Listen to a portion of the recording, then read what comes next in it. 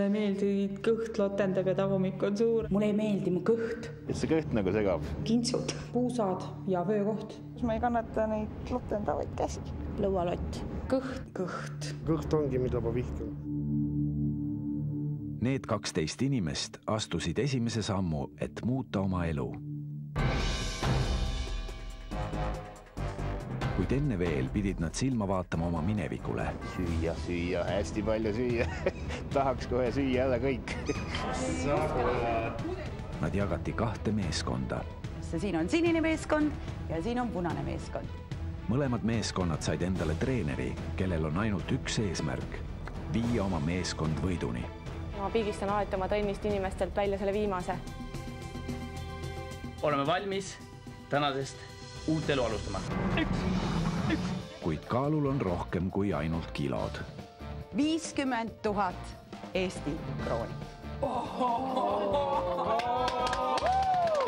Esimesel nädalal polnud miski kerge.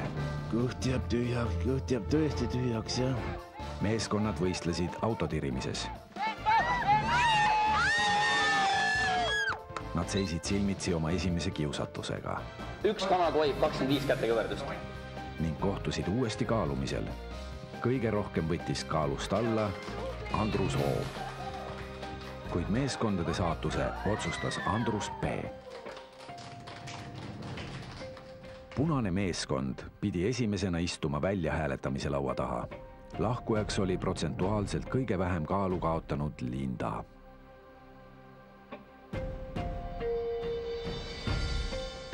Mind vihastab see, et esimese nädala põhjal kohe maha kanti täiega.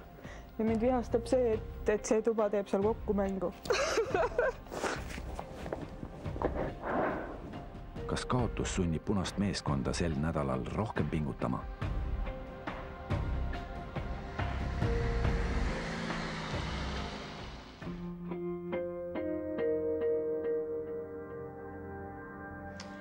Kui me seal hääletusruumis istusime, kui Linda oli ära läinud, siis valdas kõiki nagu mingisugune masendushoog. Et kõik olid nagu hästi vaiksed ja rahulikud. Üldse see eilne õhtu oligi selline väga vaikne ja rahulik ja endal oli ka väga-väga paha tunne.